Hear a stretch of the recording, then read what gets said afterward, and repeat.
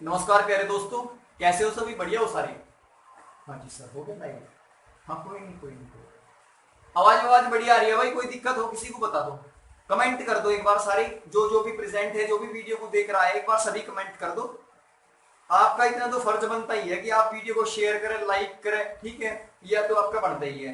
Social science पढ़ा रहे आपको, ये पहला चैनल मिलेगा जिसपे कंप्लीटली सोशल साइंस और विद नोट्स के साथ में हम वीडियो क्लासेस देंगे, ठीक है? साइंस की भी चलेगी। अच्छा ध्रुवा तोमर भाई, साइंस की भी चलेगी, ठीक है? ऐसी बात नहीं है, साइंस की भी जल्दी चलेगी। 2 या 4 दिन में साइंस की क्लासेस स्टार्ट होगी। तो जैसे कि मैं बता रहा था, मैंने एक 10th क्लास की कंप्लीट ज्योग्राफी अपलोड कर दी है, ठीक है? हिस्ट्री के chapter number 1 rise of nationalism in Europe और chapter number 3 nationalism in India, ठीक है? ये दोनों चैप्टर बहुत ज्यादा इंपॉर्टेंट है दोस्तों, ये मैंने कंप्लीट अपलोड कर दिए है। आज का जो हमारा कंसेप्ट रहेगा, जो टॉपिक आज का मेरा रहेगा, वो मैं अब सिविक्स उठाऊंगा और सिविक्स को कंप्लीट कराऊंगा। सिविक्स के बाद हम इकोनॉमिक्स लेंगे। इकोनॉमिक्स के मैंने 1-2 चैप्टर डाल रखे, लेकिन तरीके से कराएंगे सारी चीजें। पढ़ाने का जो पैटर्न रहेगा, वो पैटर्न आप सभी को पता है। आप अपनी किताबों को ओपन करोगे, अपनी बुक्स को ओपन करोगे, और जो हेडिंग आपकी बुक के अकॉर्डिंग चली हुई है, उसी हेडिंग के आपको स्कूल में होमवर्क मिलता होगा कि आप उसमें से जो है होमवर्क वगैरह मिलता होगा आपको कि नोट्स बनाओ, और नोट्स बनाने के लिए आपको उसे पढ़ना पड़ेगा, रिवीजन लगाना पड़ेगा कई बार। तो आप बिल्कुल भी टेंशन ना लो, आप अपनी बुक के अंदर हेडिंग्स देखोगे, हेडिंग्स के अंदर जितना भी जो भी लिखवाने की चीजें हैं, वो सारा सबका सब मैं आपको लिखाऊंगा, वही आपके नोट्स होंगे, ठीक है? और पर्सनली मैसेज मत करना कि सर नोट्स वगैरह दे दो, पीडीएफ में दे दो, ऐसा कुछ भी नहीं है। दे देंगे, मना नहीं है, लेकिन फिर भी अगर आप यहाँ से बोर्ड से इनको कॉपी करोगे तो आपका ज्यादा बेनिफिट रहेगा, ठीक है? तो आगे चलते हैं। जैसे चैप्टर का नाम है पावर शेयरिंग, सत्ता की साझेदारी, ठीक है? पावर शेयरिंग होता क्या है? दरअसल अगर सपोज करो मेरे अंडर या मेरे पास में बहुत सारी पावर्स है, और इतनी सारी पावर्स है कि मैं अकेला उन चीजों को नहीं संभाल सकता, तो मैंने अपनी जो पावर्स है वो पावर्स किसी दूसरे आदमी को दे दी। तो इसका मतलब है तो वो मेरा साझेदारी, ठीक है? मेरे साथ में रह के काम करेगा। इससे क्या होगा, जो मेरे ऊपर बर्डन था, जो मेरी पावर्स थी बहुत ज्यादा, उन पावर्स को कहीं ना कहीं मैंने डिस्ट्रीब्यूट कर दिया, ठीक है? और भाई काम तो फिर भी होगा, लेकिन अपने सर से बोझ हल्का कर दिया मैंने, ठीक है? काम वो भी करेगा, काम मैं भी करूंगा। तो यही होता है पावर शेयरिंग, शक्तियों का बंटवारा या सत्ता का विभाजन, सत्ता की साझेदारी बोल सकते हैं, ठीक है? अब उसके बाद हम पढ़ते सीधे, जैसे an intelligent sharing of power among a legislature, executive and judiciary is very important to design of a democracy.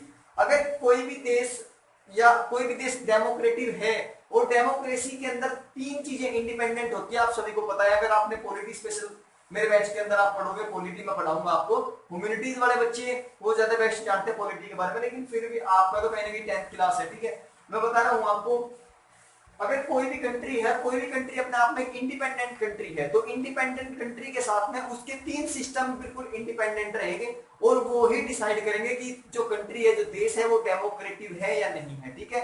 ये ध्यान रखना सर। 3 सिस्टम कौन कौन से हैं तो मैं बता दिया। नंबर फर्स्ट होता है आपका लेजिस्लेचर, सेकंड होता है एग्जीक्यूटिव या एग्जीक्यूटिव, और थर्ड होता है आपकी जुडिशरी, ठीक है? एक होती है विधायिका, एक होती है कार्यपालिका, और एक होती है न्यायपालिका, ठीक है? अगर हम बात करें दोस्तों, लेजिस्लेचर का काम होता है रूल को बनाना। लेजिस्लेटर का और जो होता है लेजिस्लेचर, कोई भी नए रूल बनाती है। एग्जीक्यूटिव की अगर बात करें तो उन रूल का फॉलो अप कराती है, ठीक है? और जुडिशरी, अगर उन रूल को फॉलो अप कराने के बीच में कोई भी दिक्कत आती है, कोई भी प्रॉब्लम फेस करते हैं, तो उन सभी प्रॉब्लम्स का समाधान कौन करती है? हमारी जुडिशरी करती है। ये तीनों की तीनों इंडिपेंडेंट चीजें हैं, इंडिपेंडेंट पार्ट है। डेमोक्रेसी के 3 इंडिपेंडेंट पार्ट है, ये कभी भी भंग नहीं हो सकते, ना इनको कभी बंद किया जा सकता, ठीक है? ये भी ध्यान रखना। तो मैं बता दूं 3 ऐसे पार्ट कॉन्स्टिट्यूशन के जो कभी भंग नहीं हो सकते, कभी खत्म नहीं हो सकते, जिनको कोई हटा भी नहीं सकता। और वो 3 कौन कौन से होते हैं आपके? होते हैं कौन कौन से? Legislative, executive and judiciary. ये ध्यान रखना। एक होती है क्या भाई, एक तो विधायिका, एक कार्यपालिका और एक न्यायपालिका, ठीक है दोस्तों? उसके बाद आते बाद में we start with 2 stories from Belgium and Sri Lanka. इस चैप्टर में हम 2 देशों की कहानियां पढ़ेंगे, 2 देशों के बारे में पढ़ेंगे। एक देश है आपका बेल्जियम, बेल्जियम यूरोप में पड़ता है, ठीक है? बेल्जियम यूरोप कॉन्टिनेंट जो है आपका, यूरोप कॉन्टिनेंट का एक देश है बेल्जियम, और श्रीलंका। अगर हम बेल्जियम की पॉपुलेशन की बात करें तो ज्यादा बड़ा देश नहीं है, हरियाणा जितना इंडिया में हरियाणा है ना, हरियाणा जितना बड़ा, हरियाणा से भी कम ही है।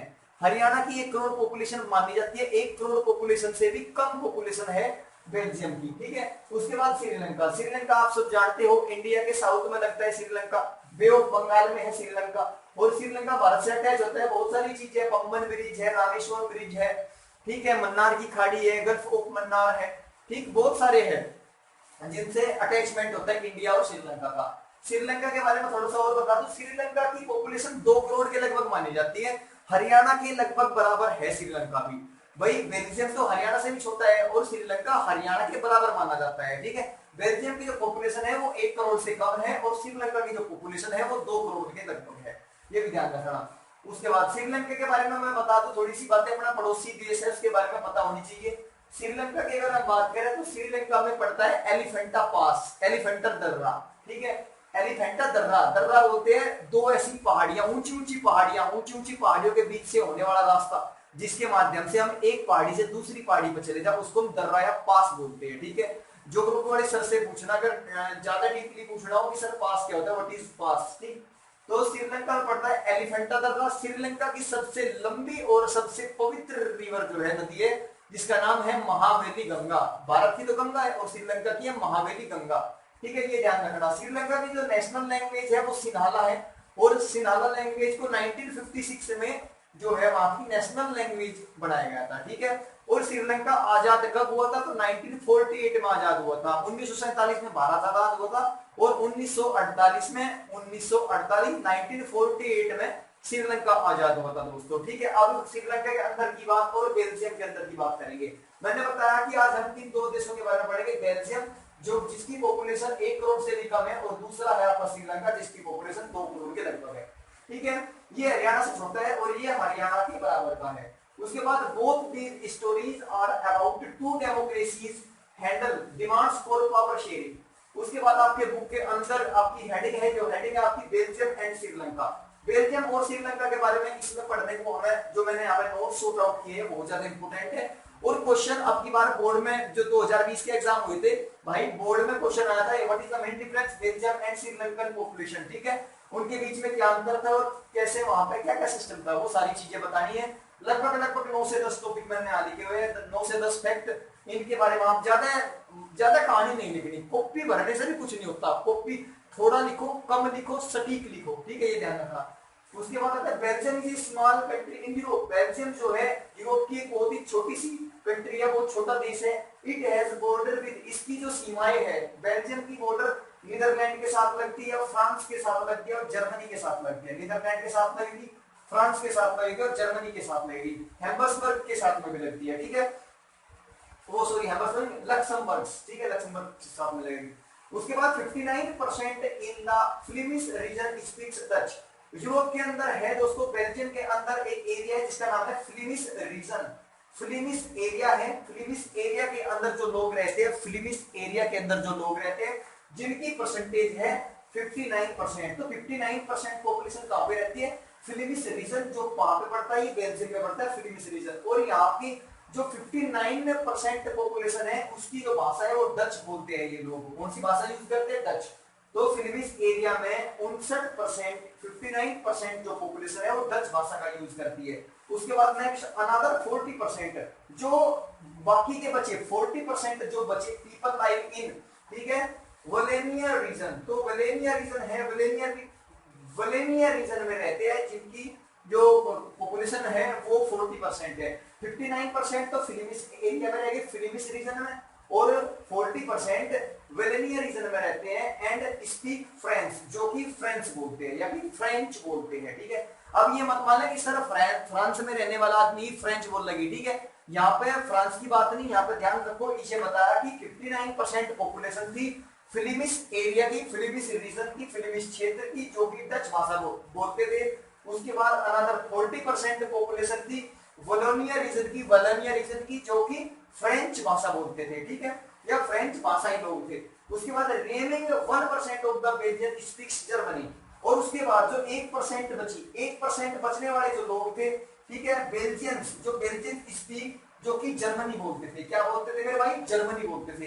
बहुत ही प्यारे से तरीके से पढ़ा रहा हूं, आप एक एक चीज को नोट आउट करना, बट दिमाग में सेट कर लेना सारी चीजें। 1% वही 59% क्या बोलते थे, डच। और 40% बोलते थे क्या फ्रेंच, और 1% क्या बोल लगे जर्मनी बोल लगे, ठीक है, जर्मन भाषा बोलते थे। उसके बाद में in the capital city Brussels, ठीक है। अब अगर हम बात करें बेल्जियम की जो राजधानी है, बेल्जियम की राजधानी है ब्रुसेल्स, ठीक है, बेल्जियम की राजधानी ब्रुसेल्स में 80% लोग जो थे, 80% लोग जो थे वो बोलते थे फ्रेंच, 80% स्पीक्स फ्रेंच, 80% लोग फ्रेंच बोलते थे। और अगर हम बात करें जो बचे 20% लोग डच भाषा बोलते थे। कौन सी भाषा? डच भाषा। कहां पे था ये?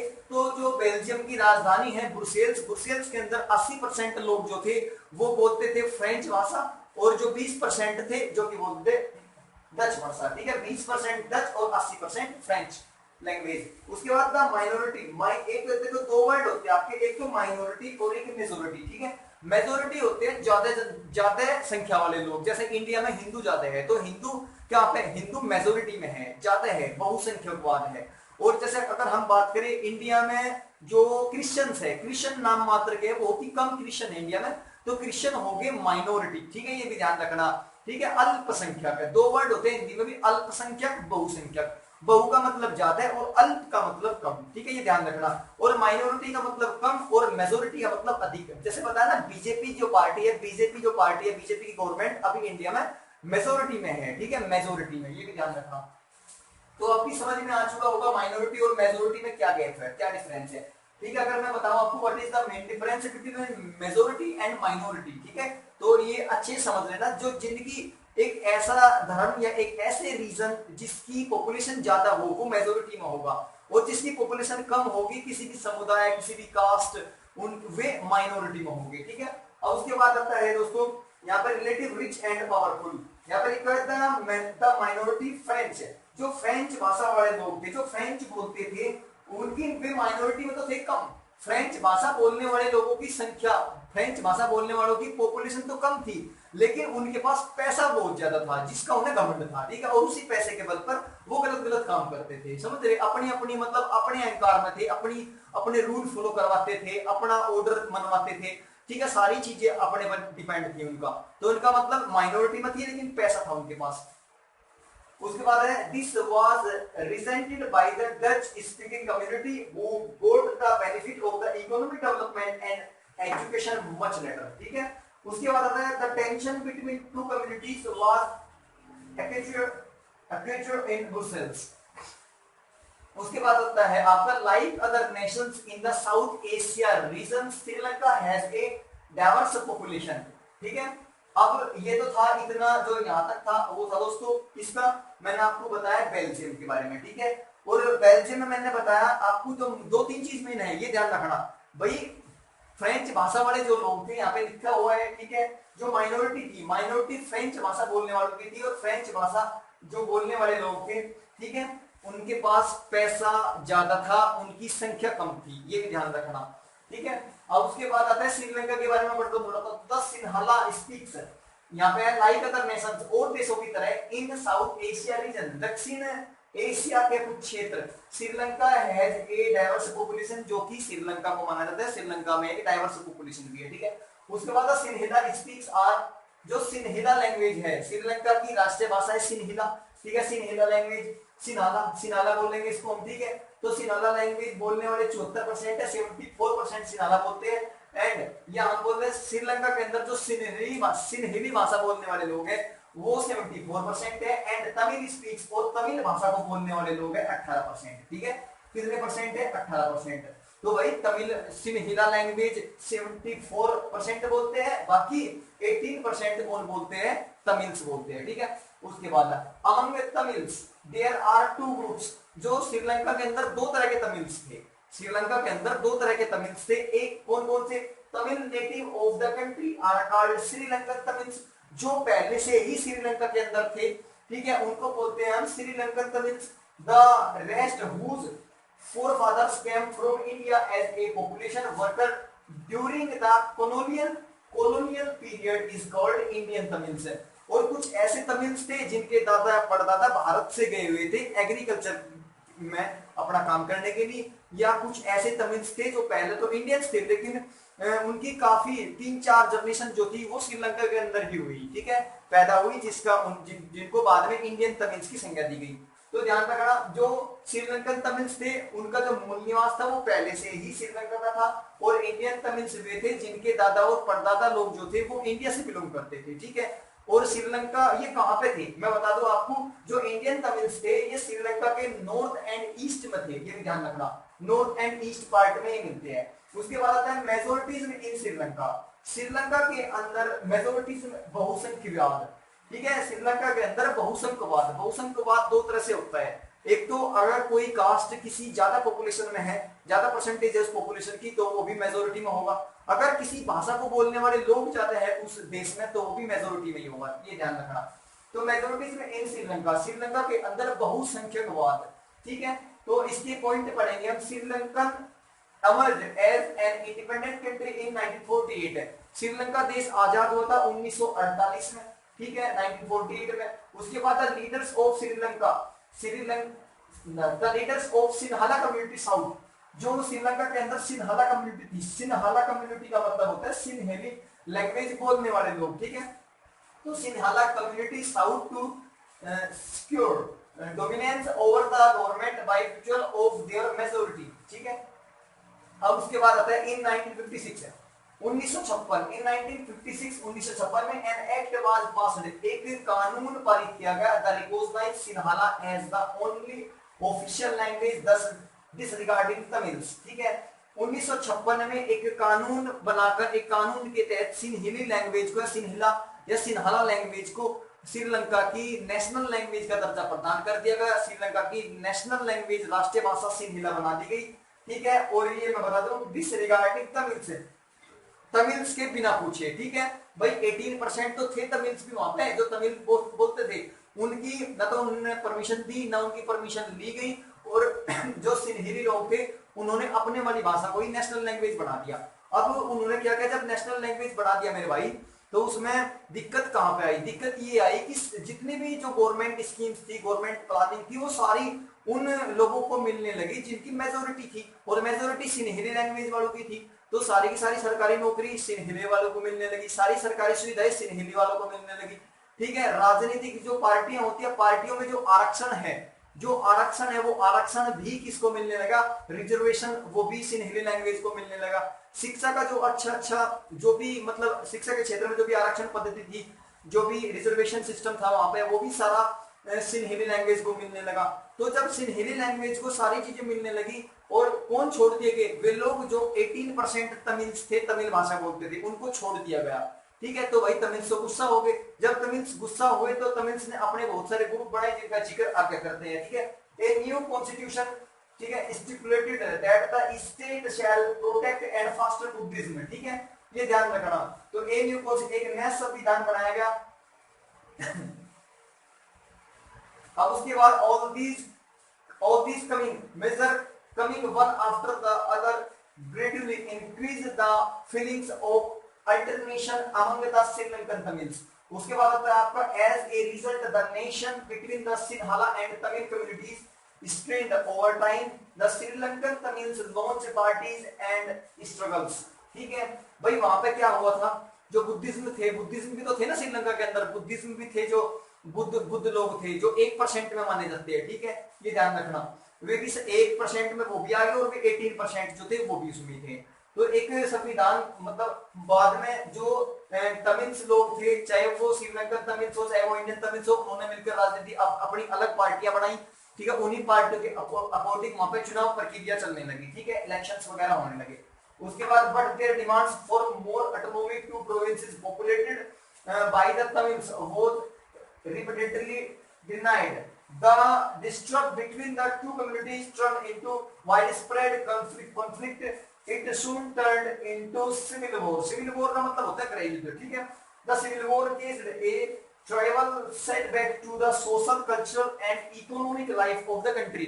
भाई देखो, जब दो भाषाई लोगों के बीच में मतलब एक भाषा के लोगों को तो ज्यादा सुविधाएं दी जाएगी, और दूसरी भाषा के लोग जो है, जिनकी जो माइनॉरिटी में है, कम संख्या में है, उनको कोई सुविधा नहीं मिलने की, तो वही उदास तो हो गए। और लेकिन जब उदास हुए तो उन्होंने अपनी जो बात है वो शांतिपूर्वक ढंग से बनाने की कोशिश की, लेकिन गवर्नमेंट ने उनकी बात नहीं मानी। जब गवर्नमेंट ने उनकी बात नहीं मानी तो उन्होंने क्या क्या काम करने शुरू किए, उन्होंने रैलियां वगैरह और जो पॉलिटिकल पार्टीज बनाने शुरू कर दी, जगह जगह अपनी स्पीच वगैरह देने लगे। तो इसका मतलब उसके अंदर जो जिनकी संख्या ज्यादा थी, जो कि 74% थे, उनको ऐसा लगा कि कहीं ना कहीं भाई ये क्यों सोचेंगे इनके बारे में, इनकी देखिए ये तो मेजोरिटी में है, जो सिंहली है ये तो मेजोरिटी में है 74% और ये 18% है। इन्हीं 18% और इन्हीं 74% के बीच में आपसी लड़ाई होगी, आपसी लड़ाई होगी देश के अंदर। मतलब दो कम्युनिटीज होगी, एक कम्युनिटी होगी सिंहली कम्युनिटी और एक कम्युनिटी होगी तमिल कम्युनिटी। इन दोनों के बीच में फाइट हुई, दंगे हुए, और दंगे जब हुए दोस्तों तो दंगों के बीच में बहुत सारा नुकसान हुआ। बहुत मतलब दंगे इतने भयानक थे कि बहुत सारे देशवासी तो जो है शरणार्थी हो गए, दूसरे देश में चले गए। ठीक है, वहां की आज तक भी उन्हें नेशनलिटी नहीं मिली। और उसके बाद में अगर हम इन दंगों की बात करें तो ये दंगे 2009 में खत्म हुए थे। ठीक है, ये ध्यान रखना 2009 में ये दंगे खत्म हुए थे श्रीलंका के अंदर से, जिनको नाम दिया गया था सिविल वॉर। ठीक है, ये ध्यान रखना। ये दंगे क्यों हुए थे सर? तो ये दंगे भाषा के आधार पर हुए थे, ये भी ध्यान रखना, क्योंकि ये मेजोरिटी में थे, ये माइनॉरिटी में थे। सारी सुविधाएं, सारी सरकारी गैर सरकारी सुविधाएं मेजोरिटी वालों को मिलती थी, इनको कुछ भी नहीं मिलता था, इसीलिए इन्होंने आवाज उठाई। ठीक है, और इसी दंगे होने का कारण यही बना था वहां पर। तो कोशिश करते हैं ये आपको अच्छे समझ में आया होगा। लाइक करें, शेयर करें, कमेंट करना मैं बोल ले, अपना होमवर्क वगैरह कर ले, नोट्स है भाई प्रॉपर मिलेंगे। आपके बोर्ड में ये क्वेश्चन आया था अब की बार। ठीक है, बेंजामिन श्रीलंका, और अब की बार भी यही आएगा, मैं लिख के दे रहा हूँ गारंटी से। ठीक है, ताकि मिलते हैं कल वाली क्लास में। ठीक है दोस्तों, बाकी मिलते हैं कल। धन्यवाद।